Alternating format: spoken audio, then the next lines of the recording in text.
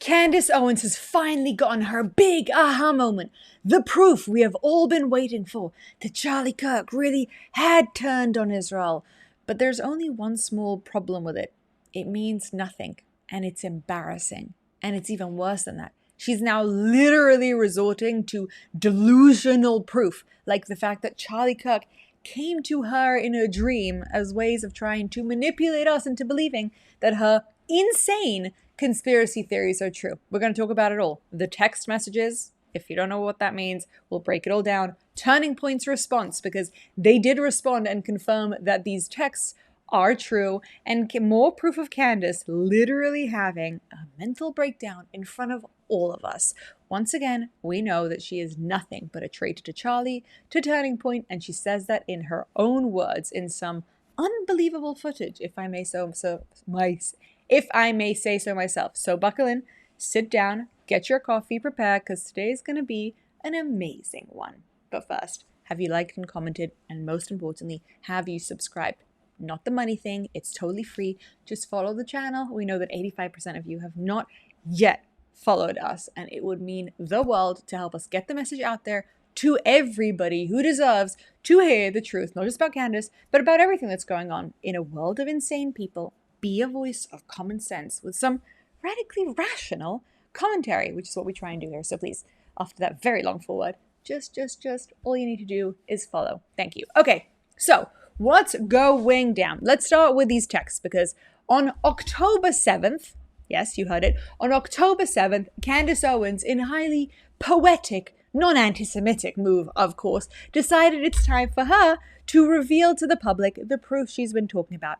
The fact that Charlie Kirk has been turning on Israel, and he was turning on Israel right before the time that he was murdered, okay? And now she provides presentation of text from a WhatsApp group. She doesn't really tell us who exactly is in the WhatsApp group. She's been leaking person after person after person, and we'll talk about how Turning Point has confirmed that these texts are real. So whilst I read them and I was like, they don't really feel real, I wasn't sure if we should respond to them until I knew all the details. Did a little inquiry. Turns out it is correct. Turning Point has now confirmed that as well.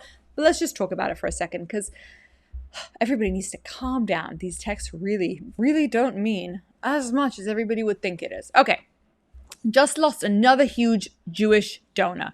$2 million a year because we won't cancel Tucker. I'm thinking of inviting Candace. Okay, these are Charlie Kirk's word at 3:49 p.m. Somebody then responds, ugh. Okay, Charlie Kirk responds to that. Jewish donors play into all the stereotypes, and I cannot and will not be bullied like this, leaving me no choice but to leave the pro-Israel cause. Okay, leaving me no choice but to leave the pro-Israel cause is the bit which has a lot of people being like, ugh, frustrated. Okay. Then somebody responds, please don't invite Candace. This might not feel good short term, but it's not good long term in my opinion. Like all groups, you're going to get wide variety of opinions. That nasty free will thing that God bestowed on us makes life frustrating at times, yada, yada, yada. And so these are the big, scary texts that everybody's really afraid of. Oh my goodness, look, Charlie Kirk turned. And I want to remind everybody that in the weeks leading up to Charlie Kirk's death, there was a lot of footage in Charlie Kirk's own words in which he said, I'm really getting very frustrated with what is going on with the Jewish donors and with Israel, etc. In his own words, we had that proof. Now, when he says this, I want you all to think for a second. You're living in your house, you're moving on with your life, you're running a very important organization, and somebody says to you, you know, there's a value that you have. You believe in free speech, and I don't believe in free speech. And so I'm now going to pull out $2 million in funding because I don't agree with the thing that you're trying to promote. How are you feeling right now? I can tell you from past experience that I'm feeling mad, okay? I'm feeling very frustrated and resentful and anxious and nervous. $2 million is a lot of money to lose. Charlie Kirk gets on this text chain right after he loses this money. Okay, and he's feeling frustrated. Now, I don't know about you, but how many people have sent messages, when they're really frustrated, just saying stuff that don't actually mean what you really feel? I don't know, like, oh, I hate my husband, or I wish I could give my kids to somebody else, or I just really want to leave this job. How many of you have done that after a frustrating afternoon? Most of us have done it. And when you read this, leaving me no choice but to leave the pro-Israel course, it sounds like hyper levels of frustration being written out in a text, okay? Now, we know a few things about Charlie Kirk. Number one, that he really, really, really did not like being pushed into a corner, okay? And so therefore, when he was being told, you can't platform somebody for what they say, he then goes on to say, you know what? My response to that is I'm going to platform the most insane, crazy person I can think of. So whilst Candace is trying to present this as proof of her being, somebody that Charlie loved, I think actually this is a little bit of a diss at Candace. Like, okay, you know what? I'll just bring on Candace because she's the real crazy out there. They're not going to silence me. And he was right. But the other person here who is right is the Jewish donor. If you're a Jewish donor and you're trying to support a cause that you think is helping the Jewish people, okay, and let's just go with that assumption that that's why the Jewish donor was giving that money, okay, he had conservative values, and you think that Tucker Carlson, and we've seen proof of this at this point, is really negative for conservative values, it is 100% your prerogative to pull out, okay? You're allowed to not fund something if you don't agree with it. I wouldn't give $2 million to an organization that supported Tucker Carlson or Candace Owens for that matter, even if Charlie Kirk was running it, okay? So he's saying all this in frustration. Now, what does this mean? Would he have actually left? Was this the end of his relationship with Israel? I really don't think so.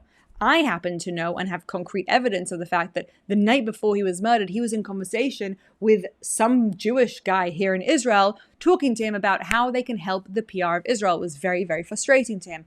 I think what he was trying to say here, and I don't speak on his behalf, but to say this has become really, really insane. And Charlie is correct. The pro-Israel movement has become a little bit nuts. We have totally failed on the PR aspect. We've just totally failed on it. And therefore, we are acting in a not smart way. We're not treating our allies the right way. I've seen people who are massive supporters of Israel get totally attacked by Jewish people for no good reason, just because they slightly differ on their opinions and the way that they do things. And I don't think that as the Jewish or the Israeli PR movement, we have done a good job at all. And I totally happen to actually agree with Charlie Kirk on this. However, and this is the thing that Candace doesn't put into this video and her talking about this, and this is the real disgraceful thing about this whole video, this whole text. This text was private. It was a private relay of Charlie's emotions in a very frustrated moment to a group of his close friends. Now, whoever betrayed these texts and sent them to Candace, that's a different question for another time. But that's what this text is. And the reason, as we'll see in a second, that Turning Point didn't share it was for that reason. Because Charlie was very public about how he felt about things. He always expressed, he had his show, he was talking about everything under the sun. There was so much information about how he felt about it. He was feeling these things privately. That's what we said from the very, very beginning. This was private. This was not public feelings. And the fact that Candace has decided once again that it is her total prerogative to take Charlie Kirk's private feelings and make them public is disgraceful. Okay, let me just say that. I think it is disgraceful behavior. And she says it in her own words. I mean, watch this for a second. And somebody was saying, what if what you're doing destroys Turning Point USA? And I said, you know what? This is what I always say. If the truth is capable of destroying your company, the truth, then does your company deserve to exist? Think about that. If people learn the truth about how Candace Owens treats her employees, Candace Owens isn't going to have a career. If people learn the truth about what Candace Owens does in the weekends, it will destroy her career. Like, that probably means that you're not a good person or you're not a good company if the truth is a threat to you. I've heard this. Okay, so she's basically saying that she thinks Turning Point isn't a good enough company to exist because the truth, in her opinion, is something that they're afraid to expose. I mean, whatever. She's nuts. We know she's nuts. And we'll get to how nuts she's just gone in a second because there is a lot to unpack there. But first, let's watch Turning Point's actual reactions to this. People. So it is authentic. And I want to go into it because I actually am really excited that the truth is out there. I first want to say the reason I didn't share that screen grab publicly is because it was a private exchange, and I felt like it didn't necessarily comport with things that were already public. I wanted to not betray my friends' trust in that way. But I did share it with some people in government because it happened really quick. It was, it took 33 hours for authorities to get their suspect. And in those first moments, we wanted no stone unturned. We wanted to leave nothing unturned. So I shared it with a few people. Don't know where it went from there, apparently. But here we are. So one of the reasons, Blake, that I'm glad to have this now public, it was not mine to share publicly, but one of the criticisms we've received is that we don't care, we're not investigating every lead, we're not looking under every stone, and that somehow we're just like, sweeping things under the rug. And when I say that we want justice for Charlie more than anybody else, I really mean it, and no stone unturned. Okay, so Turning Point's basically like, look, these messages did exist. They're not such a big deal. They're Charlie's private information. And as a friend, I had no interest in publicizing that to the public. But we did show it to the government officials because we wanted to see maybe there was motive here. Maybe there's some kind of factor, right? That is healthy, normal behavior. That is not Candace's behavior, because Candace uses everything in her power always to try and gain personal clout and prove how she is the one and only. And she is going low, guys. Okay, she's going low. I mean, this I don't even know what to think about this one. So she's decided, you know what, I'm just gonna, you guys think about it. I similarly, like I just said, had a vivid dream this weekend, and Charlie came to me and he told me that he was betrayed. And so for me, you don't have to believe that, but I do believe that. And it was the immediate sense I got, actually.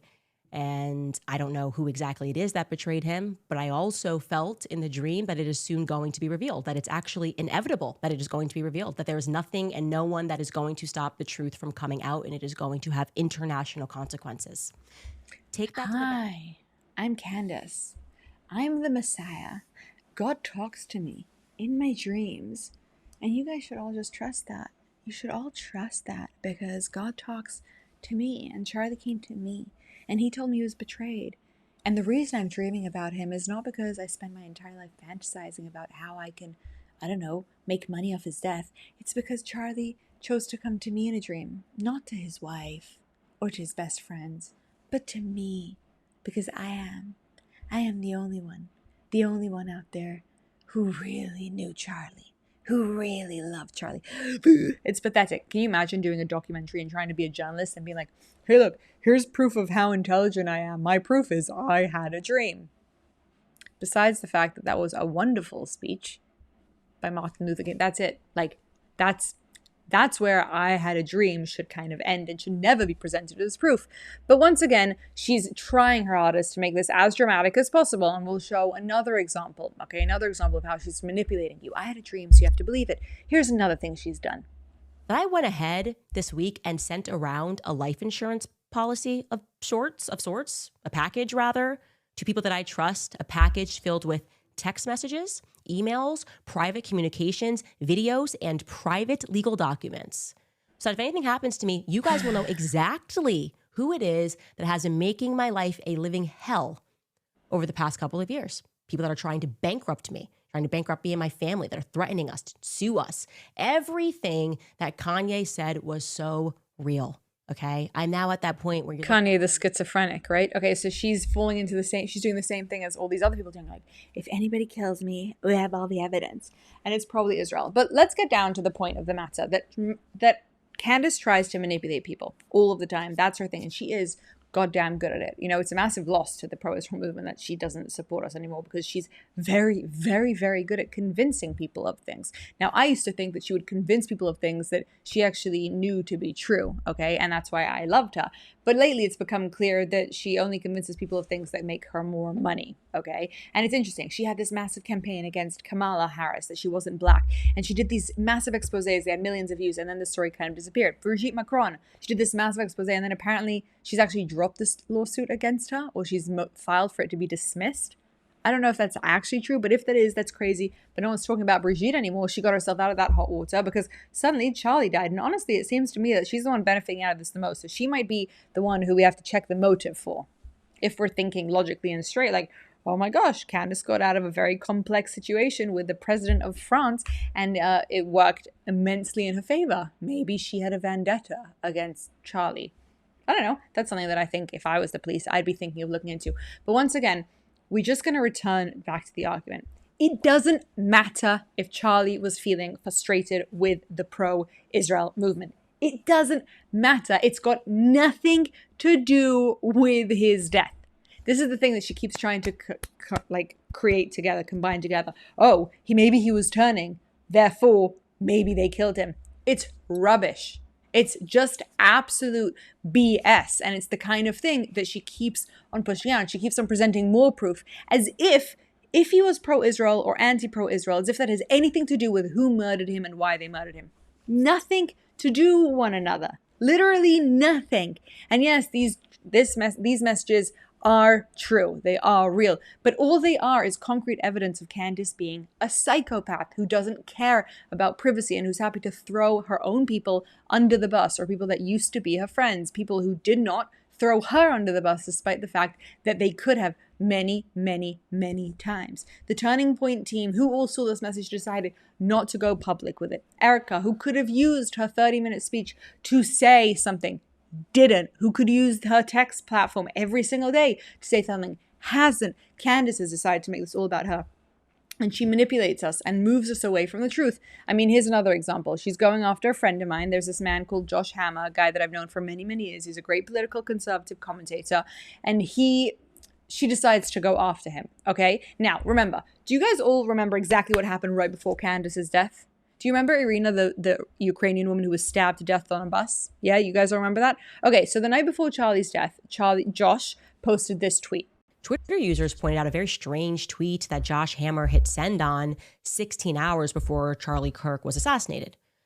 For no apparent reason at all, he retweeted something that President Donald Trump had sent a full 12 years ago about public executions. Here it is. Here it is.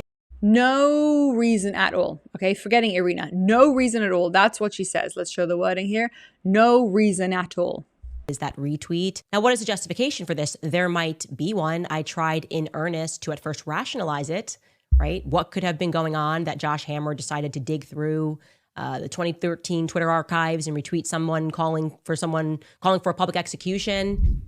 Okay, so she's just like, there's no reason, okay, in the episode. So you're going to see the next part of the editing where she talks about the reason that might potentially be. But remember how furious everybody was about Irina's death, yeah? The Ukrainian 22-year-old beautiful woman sitting on a bus, a black guy who has been convicted multiple times, stabbed her to death. Nobody came to help her. It was a massive controversy. We spoke about it a lot on this show. And he then tweets after that happened, okay, like, yeah, we should bring back public executions. Do you remember that the entire right-wing movement was calling for the public killing of the guy who executed her, who stabbed her, not executed her, right? Do you guys remember that? That was like the main topic of discussion. Should there be a death sentence to this guy? Like, he's a 14 times convicted guy. He's been released into the public. This is disgusting. That was the only thing we were talking about before Charlie Kirk, which we've all forgotten, okay? We've all forgotten. But even people like Elon Musk, and we had Andrew Tate promising to pay millions of dollars to people who painted murals of this beautiful woman everywhere, right? Everybody was talking about if there should be a public execution, well, not execution, but a death sentence to this guy. Everybody was talking about it. But she basically does this like, why would Josh Hammer, the Jew, release this or post this? I can't imagine why. And why was he going through all of Donald Trump's archives? Maybe he killed Charlie Kirk is what she's implying. Manipulation. Would we trust if Josh came out and said that tweet was definitely about Irina? Other people pulled Trump tweets. Some did pulled that very tweet and called for a public execution. The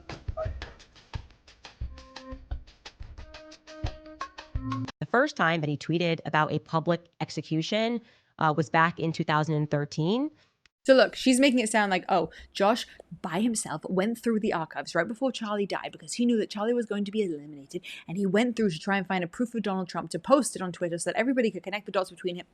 When we all know that actually this was a post that was going super viral that Donald Trump had spoken about, as the entire public conversation was talking about if this black guy should get a death sentence publicly, if that's what should happen because of Irina being murdered. Everybody was talking about it. Nobody was actually focusing on Charlie Kirk until Charlie Kirk was murdered. And he said it in reference, in 2022, and he said it in reference to the Boston Marathon bombing terrorist account. Oh, sorry, the Uvalde shooter. And I can tell you that it is not something that Josh Hammer regularly tweets about. Rather than say what he definitely meant or what he didn't mean, I decided to just create a micro timeline of Josh Hammer's tweets the day before Charlie Kirk's assassination. This is what Josh Hammer tweeted. He tweeted a total of 9 times on September 9th, and you can... She's literally obsessed with Jews, you see, and this is what she does. She does selective information. Milk Bar just presented all the different times that he did tweet about public execution because he's clearly in support of it, but she'll only present this being like, look at what a suspicious guy this is. Gather what was going on that day from his tweets. This 3-hour break, maybe this is a 3-hour break where he speaks to Charlie Kirk. Honestly, I literally can't listen to her anymore. I just can't listen to her anymore. But here's what I just want to remind you all. It took me a few days to respond to the tweet, to the WhatsApp messages, because number one, we've had a whole bunch of holidays, okay, so busy, and we've got a lot going on here in Israel. But also, I wanted to see if they were actually true, because if they were fake and she'd faked them, that's a whole different discussion. And I would not put it past her. I think she fakes a ton of stuff. But since they are true, I don't think everybody needs to be freaking out about it. I just think this is more proof of Candace showing her true colors of being a bad friend, a not real friend, somebody who wants to make this all about her, who has no respect for other people's privacy and sensitivities, who likes to manipulate people and make things seem like they're connected when they're absolutely not connected. They have nothing to do with each other. Take out all the context of being a human being and being frustrated, not talk about that. Connect certain dots. Try and convince us that her having a dream basically means that she's the next Jesus and she's the person that we all have to fall for and listen to because she is a prophet and Charlie Kirk came to her, making us all pay attention to the wrong things, like thinking that Josh Hammer's the bad guy, when in reality, she's the one who's lying about all of his tweets and not providing the context. The real same thing that she hates Bibi for doing, saying Bibi didn't provide the entire context for the letter, which we've now seen, and proves once again how much Israel cared about Charlie and how much Charlie cared about Israel. And in addition, she's trying to make it sound like, oh, if she gets killed, it's Israel. She is making this whole thing horrible, absolutely horrible from beginning to end. And all this WhatsApp message does is prove that. And so I hope you all can feel a little bit less stressed about the fact that there's proof that Charlie turned on Israel. I don't think he turned on Israel. I think he was really, really frustrated with Israel. I think he loves Israel and still does. And his family will always love Israel because he massively, massively, massively supported the Jewish people. He was very frustrated with the behavior. As we have known, as we have seen the clips with Megyn Kelly and on his show, we've seen that he was frustrated, and rightly so, because we are doing an abysmal job. And he was working very, very hard to try and change that. And I believe that that would have continued on and gone very, very far had he not been publicly executed the way that he was. And once again, Candace Owens somehow manages to turn this entire thing into anti-Semitism and make this about us as if we're the ones who killed him because we have nothing better to do. Maybe it's Josh Hammer hiding under a tree whilst tweeting. Maybe it's Bibi Netanyahu who has nothing better to do, like getting the hostages home, which he's been working on, etc., etc., etc. Candace is a sham. She's a joke. She's abysmal contribution to society. It is such a shame because she is talented and very manipulative and good at what she does, and she has the ears of a lot of people. But you don't need to fall for it, and you don't need to worry about it, not for 1 second. Thank you for your attention to this matter.